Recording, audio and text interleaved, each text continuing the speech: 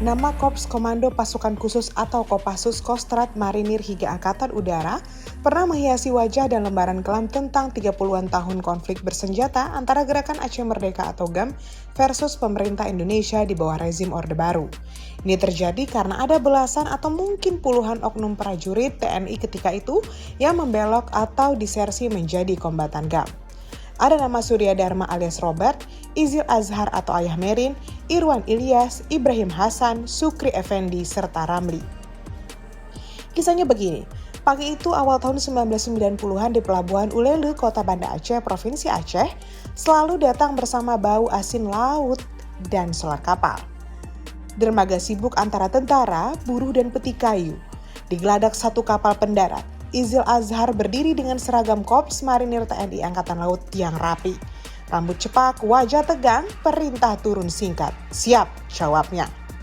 Bertahun kemudian nama yang sama disebut dengan nada berbeda, Ayah Merin. Panggilan yang beredar dari Sabang hingga wilayah Pasai Aceh Utara.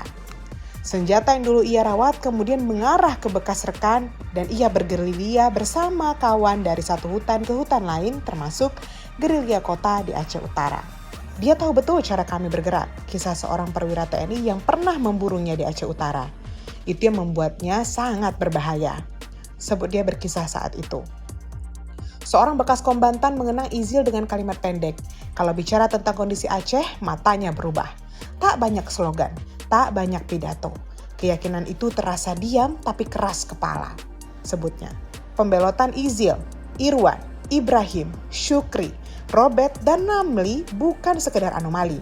Di Aceh, konflik bersenjata antara Gerakan Aceh Merdeka dengan pemerintah Indonesia ketika itu kerap merembes ke ruang-ruang yang paling disiplin sekalipun. Dunia Effendi adalah pangkalan udara, jadwal terbang, prosedur keselamatan, dan rantai komando yang presisi. Di Angkatan Udara, semua dihitung, tak ada ruang emosi, kata seorang rekan seperwira Effendi ketika itu. Namun, setiap pulang kampung, hitungan itu goyah. Cerita datang bertubi-tubi mengenai razia dini hari. Ada warga yang dipanggil lalu tak kembali.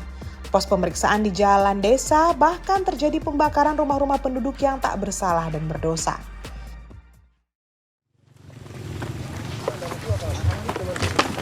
As the press arrive, the battle scene is still fresh.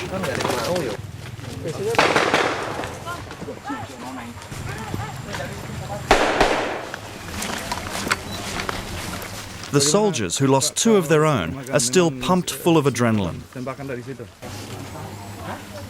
They accuse these villagers of helping the rebels.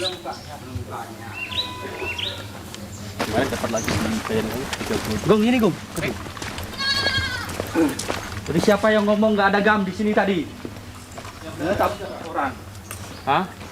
Bohong semua. Bukan orang tahu, sini. Pak, bukan orang sini. Bukan orang sini? Bukan. Lewat saja di sini? Iya.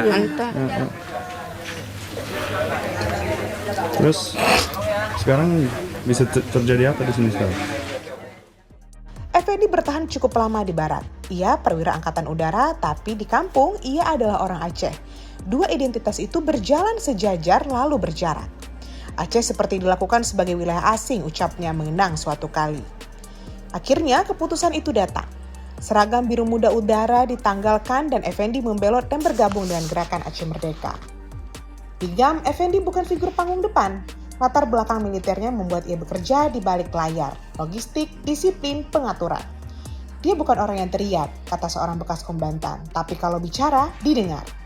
Begitupun, perdamaian telah mengubah lintasnya. Setelah 15 Agustus 2005, Effendi memilih menukar senjata dengan politik. Ia masuk Partai Aceh, salah satu partai lokal yang lahir dari rahim perdamaian dan kemudian duduk sebagai anggota DPR Aceh. Dari barak ke parlemen, arah perjuangannya tetap sama. Aceh, hanya caranya yang berubah. Nama-nama bermunculan di bekas penyidikan. Ada Irwan bin Ilyas, seorang prajurit Baret Merah Kopassus, Ibrahim Hasan, prajurit Kostrad, Sukri dan prajurit Korps Polisi Militer. Mereka bersama Teguh Ismu Hadi meledakkan Bursa Efek Jakarta yang menghebohkan Republik dan dunia internasional saat itu. Bergerak lurus dari markas Yon Zipur, Ramli alias Pamuli, ahli merakit bahan peledak dan dipecat sejak 1989, negara baru menyebut namanya lagi ketika Malci Jantung meledak. Tahun 2002, Kapolri saat itu menyebut bahwa Ramli sebagai tersangka dan anggota Gerakan Aceh Merdeka. Dua label, satu orang. Di antara keduanya, ideologi keacehan bekerja pelan dan tumbuh dari pengalaman serta realita, bukan pamflet. Sebelumnya, Sore Gerah di Birun, satu bioskop kecil menjadi awal cerita Surya Dharma alias Robert. Ia dipenjara setelah memukul anggota polisi militer di sel pengap dan ia bertemu tahanan gang. Mereka sholat tepat waktu meski makan seadanya. Perbandingan itulah yang kemudian menentukan Robert keluar dari penjara bukan untuk kembali ke barat, melainkan ke hutan. Ia sudah sejalan dengan ideologi gang. Poster buronan dengan fotonya menempel di dinding Menasa dan warung kopi. Kalau lihat itu orang tahu ini perang, kata tokoh-tokoh desa di Birun saat itu.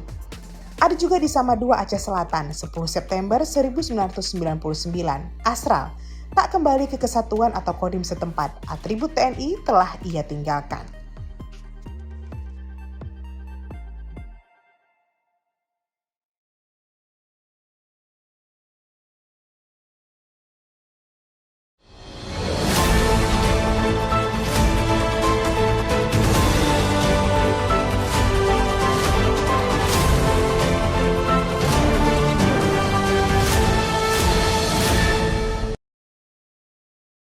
Jangan lupa like, komen, dan subscribe.